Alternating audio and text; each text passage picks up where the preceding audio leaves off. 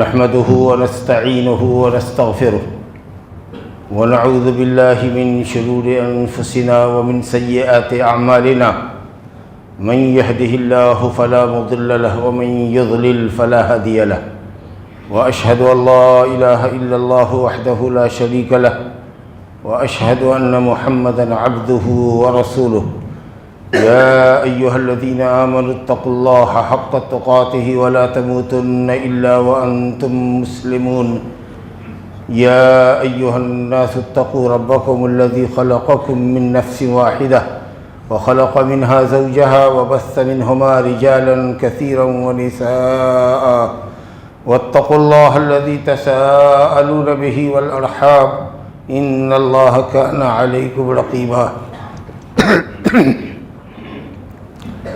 يا أيها الذين آمنوا اتقوا الله وقولوا قولا سديدا يصلح لكم أعمالكم ويغفر لكم ذنوبكم ومن يطع الله ورسوله فقد فاز فوزا عظيما أما بعد فإن خير الحديث كتاب الله وخير الهدي هدي محمد صلى الله عليه وسلم وشر الأمور محدثاتها وكل محدثة بدعة وكل بدعة ضلالة وكل ضلالة في النار أعوذ بالله من الشيطان الرجيم شهر رمضان الذي أنزل فيه القرآن هدى للناس وبينات من الهدى والفرقان فمن شهد منكم الشهر فليصم وقال النبي المصطفى صلى الله عليه وسلم من لم يدع قول الزور والعمل به فليس لله حاجة في أن يدع طعامه وشرابه وقال النبي المصطفى صلى الله عليه وسلم حجبت النار بالشهوات وحجبت الجنة بالمكاره رواہ الشیخان من حدیث ابی ہریرہ رضی اللہ عنہ۔ برادران اسلام،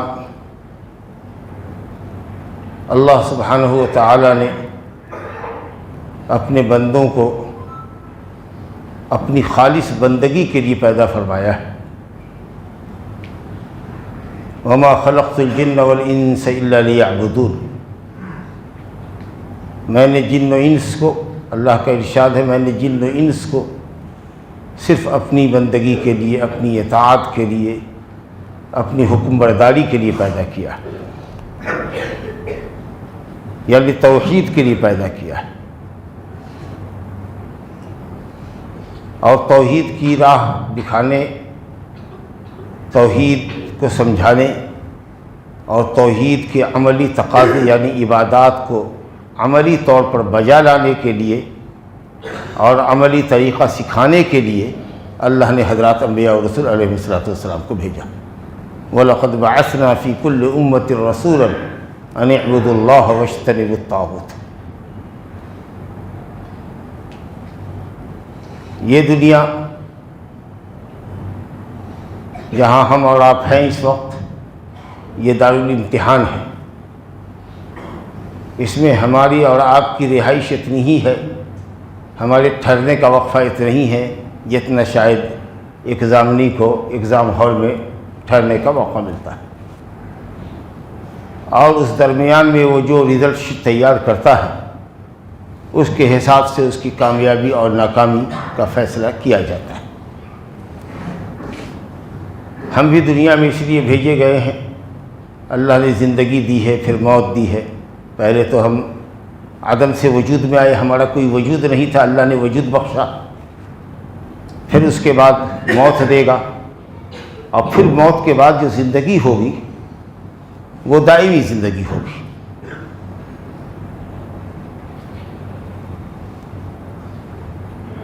تو یہ زندگی اور موت کے بعد دوبارہ اٹھایا جانا کس لیے ہے؟ اللہ فرماتا ہے الذی خلق الموت والحیات لیبلوکم ایکم احسن عملا، جس نے موت اور حیات جس اللہ نے پیدا کی ہے وہ اس لیے تاکہ وہ تم کو آزمائے، تمہارا ٹیسٹ ہو جائے کہ تم نے یا تم میں سے کس نے سب سے اچھا عمل کیا، کس نے شریعت کے مطابق عمل کیا، اللہ سبحانہ وتعالیٰ کی رضا اور خوشنودی کے لیے عمل کیا، اور کس نے برا عمل کیا، شریعت کے خلاف عمل کیا۔ مقصد زندگی یہی ہے۔ اللہ رب العالمین نے ہم پر کچھ واجبات عائد کی، کچھ چیزوں کو ہمارے لیے حرام قرار دیا، واجبات میں ہونے والی کوتاہیوں کی تکمیل کے لیے اللہ نے مستحبات بھی ہمارے لیے مقرر کیے، اور اسی طریقے سے حرام کے ساتھ کچھ چیزوں کو مکروہ بھی کیا۔ واجب جس کی ادائیگی ضروری ہو کہ نہ کرنے پر گناہ لگتا ہو، مستحب وہ جس کے کرنے پر ثواب ملے، نہ کرنے پر گناہ نہ لگے۔ حرام وہ ہے جس کے ارتکاب پر، جس کے کرنے پر گناہ لگے۔ مکروہ وہ ہے کہ اگر کوئی کر لے تو گنہگار نہ ہو، لیکن عمل ناپسندیدہ ہے۔ اسلام کے اہم واجبات اور فرائض میں سے ایک فریضہ ماہ رمضان کے روزے بھی، جن سے ہم آپ پوری ملت اسلامیہ اس وقت گزر رہی ہے۔ رمضان المبارک کا نصیب ہونا اپنے آپ میں اللہ سبحانہ و تعالیٰ کی ایک بہت بڑی نعمت ہے، ورنہ بہت سارے لوگ ہمارے اور آپ کے سرشاؤں میں، یا علی العموم آپ امیجنگ کر لیجئے کہ دنیا میں بہت سارے لوگ ہوں گے جنہوں نے شعبان کا آخری جمعہ پڑھا ہوگا، اور آج رمضان المبارک 1445 کا پہلا جمعہ ان کو نصیب نہیں ہوا، دنیا سے رخصتی ہو گئی ان کی۔ بہت سے لوگ ہیں جو کل تک اچھے تھے، اب بیمار پڑ گئے، ہاسپٹلائز ہے یا گھر کے بستر پر ہے، مسجد آپ کی طریقے سے نہیں آ سکتے۔ اللہ رب العالمین کا کرم ہے کہ اس نے ہمیں اور آپ کو رمضان نصیب کیا اور روزے رکھنے کی توفیق دی۔ جماعت سے ہم نماز بھی پڑھ رہے ہیں، ماشاءاللہ ہماری مسجدیں کھچا کھچ بھری ہوئی، مسجدوں کے دروس سے ہم فائدہ اٹھا رہے ہیں، تراویح کی نماز میں شامل ہوتے ہیں۔ یہ اللہ تعالیٰ کا بہت بڑا احسان ہے، الحمدللہ رب العالمین۔ اس نعمت پر، اس احسان پر اللہ تعالیٰ کا جتنا بھی شکر ادا کریں، جو اس رمضان سے فائدہ اٹھا رہے ہیں وہ کم ہے، اور ان کو رب العالمین سے دعا کرنی چاہیے۔ ہم دعا کرتے ہیں کہ اللہ تعالیٰ ایسے مواقع ہمیں اور آپ کو بار بار عطا فرمائے، ہماری اور آپ کی زندگی میں اللہ برکت عطا فرمائے، نیکی کے ساتھ، نیکی سے خالی زندگی نہ دے، زندگی میں اضافہ دے، برکت دے۔ عمر میں اگر اللہ تعالیٰ اضافہ کرے تو نیکی کے ساتھ اضافہ کرے، تاکہ اس طریقہ کے مواقع سے ہم فائدہ اٹھا سکیں۔ بزرگوں، دوستو، میں نے سورہ بقرہ کی ایک آیت کا ٹکڑا پڑھا ہے آپ کے سامنے۔ شہر رمضان الذی انزل فیہ القرآن ھدی للناس مبینات من الھدی والفرقان فمن شہد منکم الشہر فلیصم ومن کان منکم مریضا او علی سفر فعدۃ من ایام اخر الی آخر الآیہ۔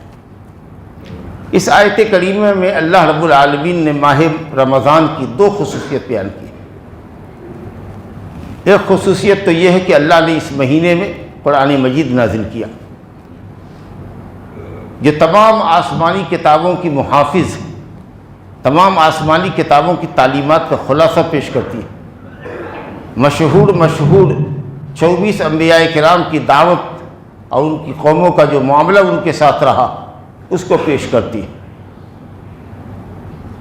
اور جامع ترین کتاب ہے جو قیامت تک دنیا انسانیت کی رہنمائی کرنے والی کتاب ہے۔ جامع ترین کتاب، اس سے بڑھ کے کوئی کتاب پہلے اتری نہیں۔ اس سے پہلے جو کتاب اتری تھی یا جو کتابیں اتری ہیں ان میں حضرت موسیٰ علیہ السلام کی توریت کو بڑی اہمیت حاصل تھی، توریت سے بڑھ کر کوئی کتاب نہیں تھی، لیکن قرآن مجید سب سے فائق اور سب سے اعلیٰ کتاب ہوئی۔ اسی لیے قرآن مجید میں توریت کا اور قرآن مجید کا بطور خاص ذکر ہوتا ہے۔ اللہ رب العالمین نے قرآن مجید اسی مہینے میں اتارا، اتارنے کا دو مطلب ہے کہ قرآن مجید کا نزول اس مہینے سے شروع ہوا، اسی مہینے میں نبی کریم صلی اللہ علیہ وسلم پر وہ آیات اتنی جن آیتوں کے ذریعے آپ نبی بنائے گئے، اور دوسرا مضمون یہ ہے کہ اللہ نے قرآن مجید کو لوح محفوظ سے نقل کر کے پہلے آسمان پر، جس کو نچلا آسمان کہتے ہیں، اس میں ایک بیت العزت ہے، حضرت عبداللہ بن عباس کی تفسیر کہہ رہے ہیں، اس بیت العزت میں اللہ نے قرآن مجید کو اتار دیا لوح محفوظ سے، یہ ساتوں آسمان کے اوپر ہے، وہاں سے اتار کر کے نچلے آسمان پہ رکھا، اور حسب ضرورت اللہ سبحانہ وتعالیٰ کی ہدایت کے مطابق حضرت جبریل اللہ کا کلام لے کر کے اترتے رہے، اور یوں قرآن مجید 23 سالہ نبوت کی زندگی میں محمد صلی اللہ علیہ وسلم پر مکمل ہوا۔ تو یہ عمل رمضان میں ہوا، اور اسی وجہ سے حضرت جبریل امین علیہ السلام نبی کریم صلی اللہ علیہ وسلم کے پاس رمضان میں تشریف لاتے تھے، اور قرآن کا دور چلتا تھا، قرآن کا مدارسہ چلتا تھا، درس چلتا تھا، دونوں ایک دوسرے پر پیش کرتے تھے، اور جس سال آپ کا انتقال ہوا اس سال 2 دور ہوئے، سال بھر کے اندر جو آیتیں اترتی ان کا دور ہوتا، فَيُدَارِسُهُ الْقُرْآنُ۔ تو ایک تو یہ خصوصیت ہے اس مہینے کو کہ اللہ نے اس میں قرآن مجید اتارا، اور اتارنے کی وجہ بڑی مختصر انداز میں اللہ نے بتائی، ہدی للناس، لوگوں کی ہدایت کے لیے، بشریت کی ہدایت کے لیے ہم نے اس کو اتارا، کفر اور جہالت اور ظلم اور معصیت کے اندھیروں سے نکال کر ایمان اور ہدایت اور عمل صالح کی پر روشن اور پر منور راہ پر لگانے کے لیے ہم نے اس قرآن کو اتارا، رہنمائی کے لیے اتارا، وَبَيِّنَاتٍ مِّنَ الْهُدَىٰ، جس میں ہدایت کی واضح دلیلیں موجود ہیں، اور یہ کتاب حق اور باطل کے درمیان، حق اور لاحق کے درمیان، عدل اور ظلم کے درمیان، خیر اور شر کے درمیان فرق کرنے والی کتاب ہے۔ گویا دنیا میں ہدایت کی راہ دکھانے، لوگوں کو ان کے دین کے عقائد، احکام، اخلاق اور آداب سکھانے، اور باطل کی جگہ پر حق اور ہدایت کی راہ، عدل و انصاف کی راہ سجھانے کے لیے اللہ رب العالمین نے اس قرآن کو نازل کیا، جو رہتی دنیا تک دنیا انس و جن کی ہدایت کرتی رہے گی۔ وَأَنَّ هَذَا الْقُرْآنَ يَهْدِي لِلَّتِي هِيَ أَقْوَمُ، سب سے سیدھے راستے کی رہنمائی کرنے والی کتاب اللہ نے اسی ماہ مبارک میں اتاری۔ اس مہینے کا سیدھا تعلق قرآن مجید سے ہے، اور اسی لیے آپ دیکھتے ہیں کہ اسلام نے مشروع کیا ہے قیام اللیل کو، جس میں ہمارے حفاظ آپ کو 11 رکعت کے اندر قرآن سناتے ہیں، اور کوشش ان کی ہوتی ہے کہ یہ ختم بھی آپ کے ساتھ کر لیں، اور ہم نے کہا ہر شخص ماشاءاللہ اپنی اپنی وسعت اور صلاحیت کے مطابق، اللہ کی توفیق کے مطابق مسجد میں، گھر میں، مرد، خواتین، بچے قرآن مجید کی تلاوت کرتے ہیں۔ کاش کہ ہم قرآن مجید کو غور و فکر سے پڑھتے، تدبر اور تعقل کے ساتھ پڑھتے، ترجمہ کے ساتھ پڑھتے، بجائے اس کے کہ 2 ختم کرتے، ایک ہی ختم کرتے لیکن ترجمہ کے ساتھ کرتے، تو ہم قرأت کے ساتھ، پڑھنے کے ساتھ علم سے بھی بہرہ ور ہوتے کہ اللہ تعالیٰ ہم سے کیا کہتا ہے، قرآن مجید کی تعلیمات کیا ہیں، موٹی موٹی باتیں ہم کو یاد رہ جاتی، کیونکہ قرآن مجید تدبر اور تعقل کے لیے اترا ہے، عمل کی کتاب ہے۔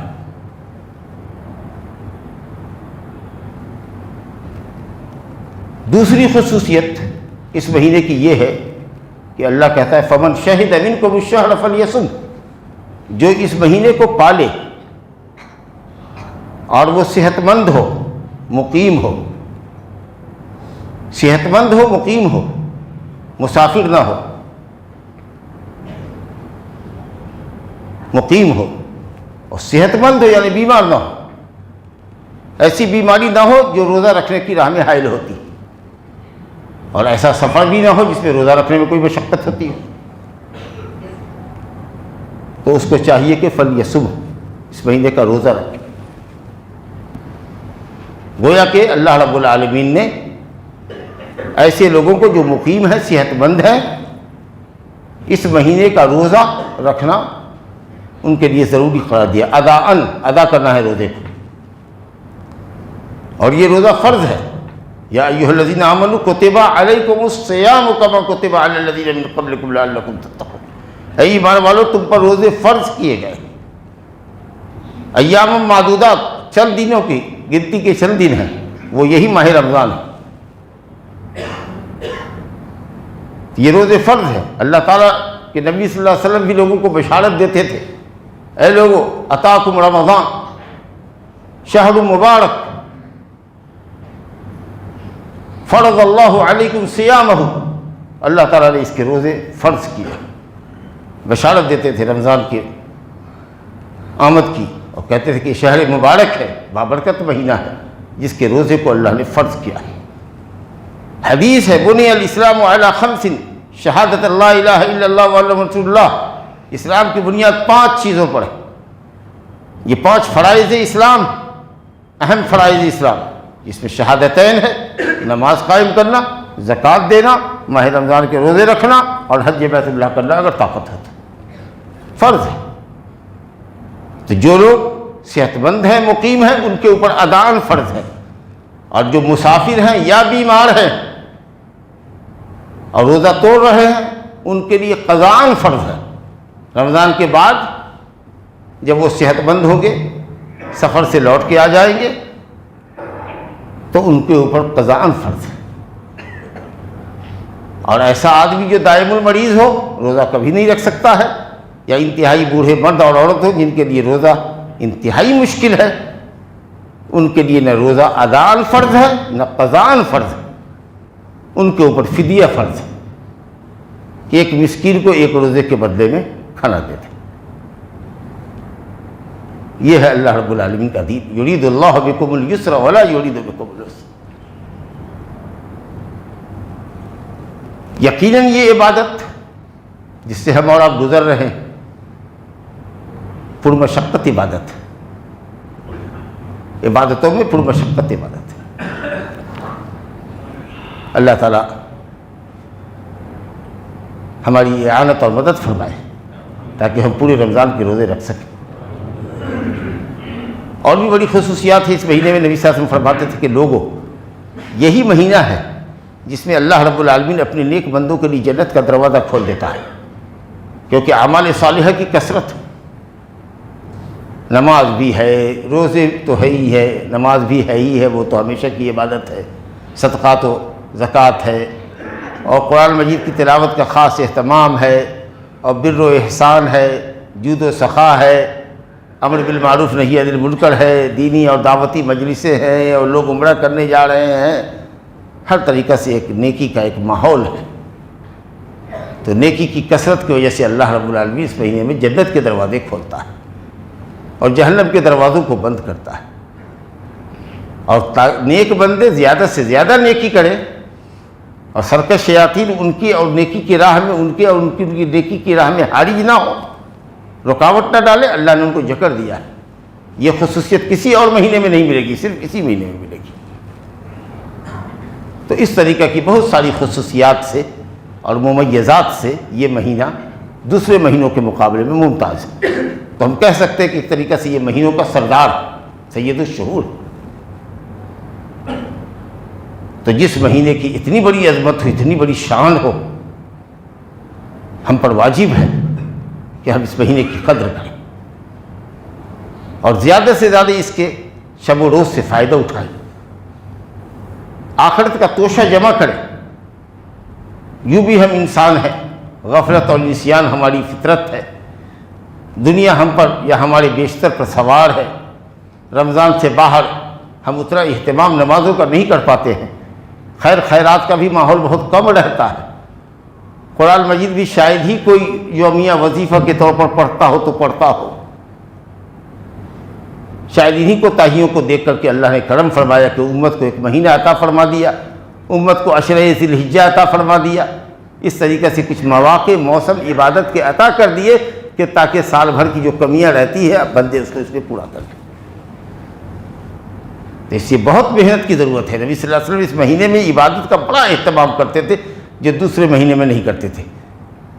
مشاغل دنیا کو ترک کر دیتے تھے، بہت سارے کام کو چھوڑ دیتے تھے، رمضان کے بعد کے لیے اٹھا رکھتے تھے کہ یہ کام بعد میں کریں گے. کم سے کم دنیا میں مشغول ہونا چاہیے. دنیا کی مشغولیت کم کر دیجیے اس مہینے میں. آخرت کا بازار لگا ہوا ہے, خوب کمائیے نیکی. اس مہینے کی حیثیت اسی بات کی متقاضی ہے, لیکن اس کے ساتھ ساتھ بھی دنیا کا بھی بازار سجا ہوا ہے. انواع و اقسام کے فروٹ جو کبھی نظر نہیں آتے تھے وہ نظر آ رہے ہیں, لبھاؤنی چیزیں نظر آ رہی ہیں. بازار میں مردوں سے زیادہ عورتیں پٹی ہوئی ہیں. اب یہ سب برقع پوش عورتیں تو ظاہر ہے کہ میرا اندازہ ہوگا صحیح ہوگا کہ سب مسلم عورتیں. اب یہ عشاء کے وقت میں گھوم رہی ہوتی ہیں, مغرب کے وقت میں گھوم رہی ہوتی ہیں, نماز پڑھتی ہیں کہ نہیں پڑھتی ہیں, یا صرف روزہ رکھتی ہیں, بھوکے پیاسے رہتی ہیں. تو اس روزے کا کیا فائدہ جس میں نماز نہ ہو؟ علماء نے تو کہا کہ تارک صلاۃ جان بوجھ کے نماز چھوڑنے والا کافر ہے. تو کافر کی نہ عبادت کوئی قبول ہے, نہ روزہ قبول ہے, نہ صدقہ قبول ہے, نہ حج قبول ہے. پہلے آدمی نمازی بنے, اس کے بعد روزے دار بنے. اور یہ سب ہمارے آپ کے گھر ہی کی تو عورتیں ہیں, اور آپ ان عورتوں کے متعلق قیامت میں پوچھے جائیے گا. الرجل راع علی اہل بیتہ وہو مسئول عن رعیتہ. مرد اپنے گھر کا ذمہ دار ہے اور اپنی بیوی بچوں کے متعلق اس سے سوال کیا جائے گا.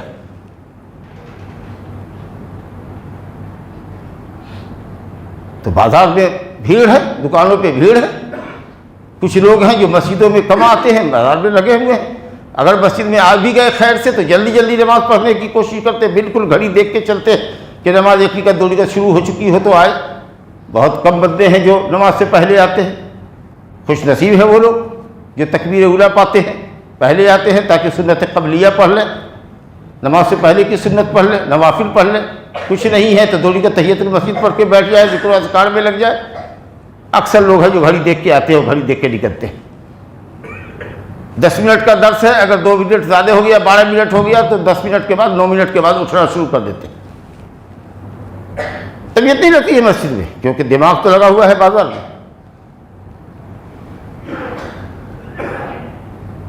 اور کچھ لوگ ایسے ہوتے ہیں, اللہ ان کو ہدایت دے, کہ وہ اس مہینے کو نیکی کا مہینہ نہ سمجھ کر کے بھیک منگی کا مہینہ سمجھتے.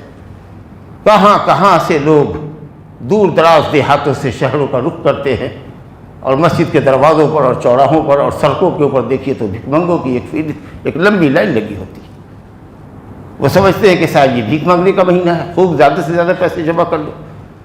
اس میں کچھ ایسے بھی لوگ ہیں, اللہ معاف کرے, جو ہیں صحت مند لیکن بتکلف بیمار بنے ہوئے ہیں, کمر جھکائے ہوئے ہیں, کمبل اوڑھے ہوئے ہیں, آواز کو اتنی پست کر کے بولتے ہیں جیسے واقعی وہ بیمار ہو. اللہ تعالیٰ نے نعمت صحت دی ہے, ہو سکتا ہے کہ وہ گھر سے کھاتا پیتا ہو, خوشحال آدمی بھی ہو, لیکن پیسہ کمانے کے لیے, چندہ لینے کے لیے بیمار اور بوڑھے کی شکل اور کمزور کی شکل اختیار کرتا ہے. بلا ضرورت مانگیے گا, دینے والے تو دے دیں گے آپ کو محتاج سمجھ کر کے, ان کو تو ثواب مل جائے گا, لیکن تمہارے چہرے پر قیامت کے دن گوشت نہیں ہوگا. مانگنا ضرورت کے لیے, محتاج ہو تو مانگو, لیکن مالدار ہونے کے لیے مانگ رہے ہو, قیامت کے دن چہرے پر گوشت نہیں ہوگا. نعوذ باللہ من ذالک. یہاں وہ سورہ, پھر دوسری مسجد میں دوسری نماز میں, تیسری نماز میں تیسری مسجد, اس طریقے سے دن بھر بھاگتے دوڑتے رہتے ہیں. روزے سے بھی ہیں کہ نہیں, نماز بھی جماعت سے پڑھتے ہیں کہ نہیں پڑھتے ہیں, اللہ ہی جانے. بہت کم لوگ ہیں جو الحمدللہ مہینے کا احترام کرتے ہیں. اللہ تعالی ہمیں اور آپ کو انہی لوگوں میں, کم لوگوں میں بنائے جو مہینے کا احترام کرتے ہیں. میرے بزرگوں اور دوستوں, روزہ تمام عبادتوں میں اس اعتبار سے بڑی ممتاز عبادت ہے کہ اس کی کوئی ظاہری شکل نہیں ہے. نماز کی ایک ظاہری شکل ہے, زکوٰۃ کی ایک ظاہری شکل ہے کہ لین دین ہے اس میں, حج کی بھی ایک ظاہری شکل ہے, لیکن روزہ ایسا ہے جس کی کوئی ظاہری شکل نہیں ہے. کوئی آدمی گھر میں کھا پی لے, منہ پوچھ کر کے باہر آئے رمضان کے مہینے میں, تو کوئی اس سے پوچھے گا نہیں کہ میاں تم روزے سے ہو کہ نہیں. سب سمجھے گا کہ روزے دار ہے, حالانکہ وہ کھا پی چکا ہے.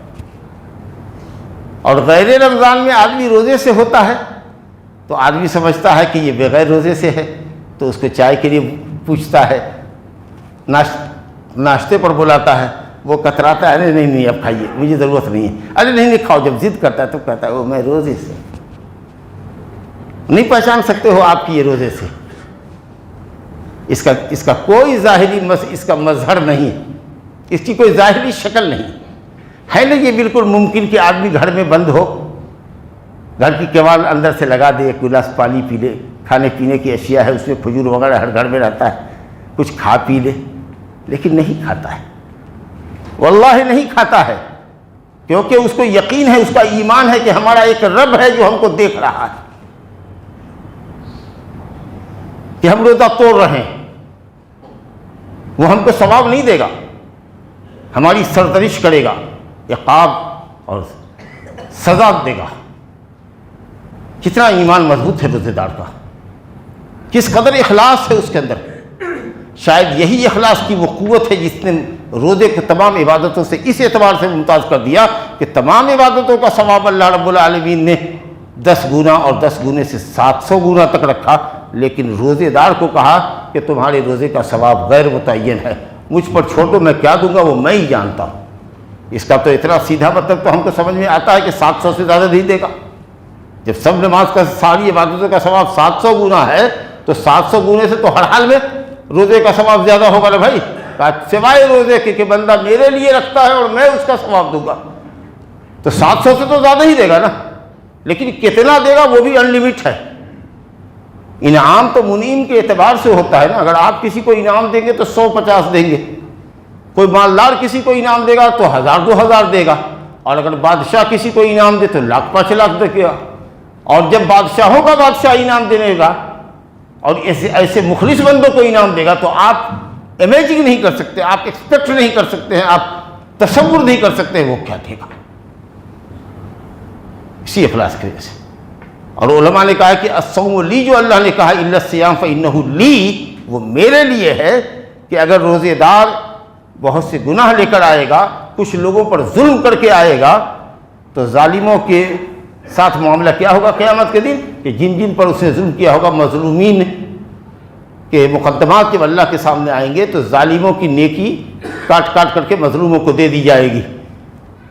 محدث کبیر سفیان بن عیینہ رضی اللہ عنہ رحمۃ اللہ علیہ کہتے ہیں کہ جب صرف روزہ باقی رہ جائے گا مسلمان کا تو اللہ کہے گا مظلوموں کو کہ ٹھیک ہے، تمہارے ظلم کو، تمہارے اوپر جو اس نے ظلم کیا ہے اس مظلومیت کو میں اپنے اوپر لے لیتا ہوں، میں تم کو ثواب دے دیتا ہوں، تمہارے گناہ بخش دیتا ہوں، جا تو جنت میں چلا جا، لیکن میں اپنے اس بندے کے روزے کو نہیں دے سکتا۔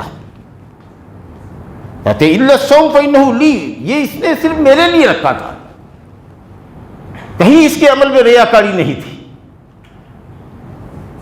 اس قدر مخلص ہوتا ہے روزہ دار۔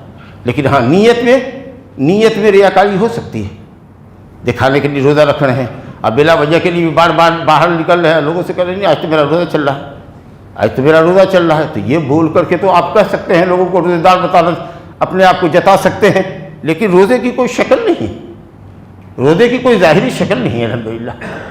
تو یہ خصوصیت ہے رمضان کے روزے کی۔ کاش کہ یہ روزہ جس کو اللہ نے اپنے لیے خاص کر لیا، اخلاص کی بنیاد پر، بندے کے اخلاص کی بنیاد پر، اور جس کے ثواب کو غیر محدود رکھا، اس کی شرطوں کو ہم پورا کرتے، اس کی شرطوں پر ہم پورے اترتے۔ اب وہ شرط یہ ہے کہ ہم روزے کو مفترات سے جس طرح پاک رکھتے ہیں، کھانے پینے اور بیوی سے صحبت اور جماع سے الگ رہتے ہیں، اسی طریقہ سے ہم غیبت سے بھی کوئی پرہیز کریں، ہم جھوٹ سے بھی پرہیز کریں، ہم دھوکے سے بھی پرہیز کریں، ڈنڈی نہ ماریں، لوگوں کی ٹھگی نہ کریں۔ یہ سب روزے کو خراب کرنے والی چیز ہے۔ حدیث نبی صاحب نے فرمایا کہ جس نے جھوٹ نہیں چھوڑا، جھوٹا کام نہیں چھوڑا، جس نے بےہودگی کی باتیں نہیں چھوڑی، جس نے شور شرابہ نہیں چھوڑا، اس کا روزہ محض بھوک اور پیاس کے سوا کچھ نہیں۔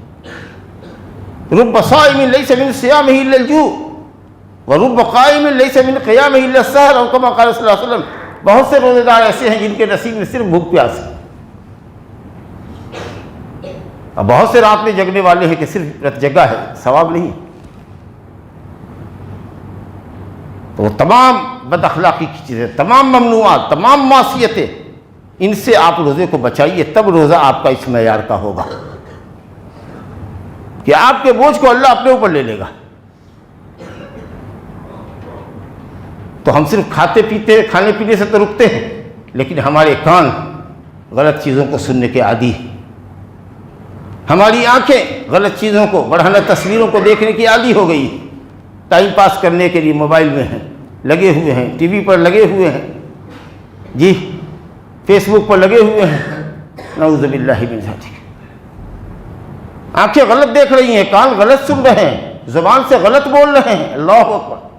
حضرت معاذ بن جبل رضی اللہ عنہ کو نبی صلی اللہ علیہ وسلم نے کہا کہ معاذ کف علیک لسانک، اور زبان پکڑ کے باہر نکال کے پکڑ کے دکھایا کہ اس کو روکے رکھو۔ کہا یا رسول اللہ کیا ہم زبان سے نکلی ہوئی باتوں پر بھی ہمارا مواخذہ ہوگا؟ کہا سکرت کا امک یا معاذ، جیسے سیدھے سادے ہو تم، تیری ماں تجھ کو کھوئے، سادگی بتانے کے لیے کہہ رہے ہیں۔ وَهَلْ يَكُبُّ النَّاسَ عَلَىٰ وُجُوهِهِمْ أَوْ قَالَ عَلَىٰ مَنَاخِرِهِمْ إِلَّا حَصَائِدُ أَلْسِنَتِهِمْ، آدمی اپنے چہرے کے بل یا ناک کے نرخڑے کے بل گھسیٹ کر جہنم میں رسید کیا جائے گا صرف زبان کے غلط استعمال سے۔ اور آپ روزے سے جو چیزیں حرام ہیں رمضان کے باہر بھی وہ آپ گھرلے سے کر رہے ہیں۔ کھانا پینا تو صرف رمضان میں حرام ہے، کھانا پینا چھوڑنا تو صرف رمضان کے دنوں میں حرام ہے، باقی یہ جو گناہ ہے معصیت کے کام ہے یہ تو سالوں بھر حرام ہے۔ تو آپ حلال چیز سے رکے ہوئے ہیں، اور جو سالوں بھر حرام ہے، پوری زندگی حرام ہے، اس کو آپ کر رہے ہیں۔ تو سلف صالحین کہتے تھے کہ بھوکا پیاسا رہنا اگر یہ ہے روزہ تب تو یہ تو بہت آسان ہے۔ روزہ تو تب ہے کہ آپ کے ساتھ آپ کا آنکھ کا بھی روزہ ہو، آپ کے کان کا بھی روزہ ہو، آپ کی زبان کا بھی روزہ ہو، آپ کے پیٹ کا بھی روزہ ہو، کہ اس میں حرام کا لقمہ نہ جائے، ٹھگی کا لقمہ نہ جائے، رشوت کے پیسے نہ جائیں، سود کے پیسے نہ جائیں۔ جب بولو تو صحیح بات کرو۔ المسلم من سلم المسلمون من لسانہ و یدیہ، اپنی ہاتھ سے اپنی زبان سے کسی کو تکلیف نہ پہنچاؤ، کہ اچھے سچے مسلمان کی یہ پہچان چہ جائے کہ تم رمضان ہو۔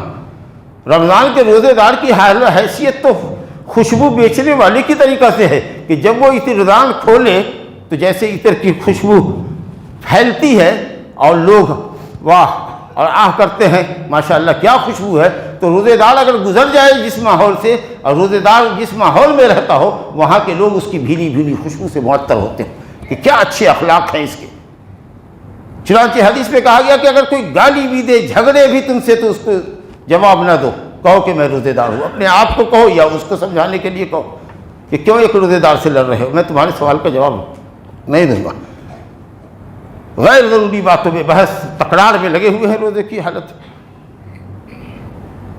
تو اپنے روزوں کو بچائیے۔ میں نے ایک حدیث پڑھی تھی، بڑی خوبصورت حدیث، نبی صلی اللہ علیہ وسلم نے فرمایا حجبت النار بالشہوات، جہنم پر پردہ چڑھا دیا گیا ہے شہوتوں کا، اور جنت پر پردہ ڈال دیا گیا ہے تکلیف دہ اعمال کا۔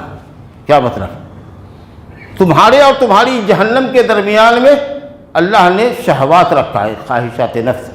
انسان کا نفس چاہتا ہے بدکاری کرنا، زنا کاری کرنا، نعوذ باللہ۔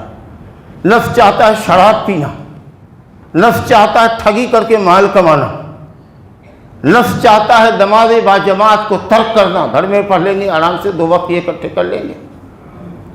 نفس کہتا ہے ماں باپ کی خدمت نہ کرو، بھاگو، یہ بوڑھا پریشان کر رہا ہے، دماغ چاٹ رہا ہے۔ نفس یہ کہتا ہے۔ اگر نفس کی بات مانو گے تو جہنم میں جانے سے کوئی چیز نہ روکے گی۔ اسی لیے اگر جہنم سے بچنا چاہتے ہو تو نفس کی شرارتوں سے بچو، اور جنت کو اللہ نے پردہ اڑھایا ہے ان عملوں سے جن کی وجہ آوری مشکل ہے۔ یہ روزہ رکھنا کتنا مشکل عمل ہے، رات میں 2 گھنٹہ تہجد اور تراویح میں کھڑا ہونا کتنا مشکل ہے، بھوک پیاس کی شدت برداشت کرنا کتنا مشکل ہے، نماز پنجگانہ زندگی بھر سالوں بھر باجماعت سے پڑھنا اللہ کہ عذر ہو کتنا مشکل ہے، صدقہ خیرات کرنا، ماں باپ کی خدمت کرنا، صلہ رحمی کرنا، حلال خوری کرنا، حرام سے بچنا، یہ سب کام مشکل ہے۔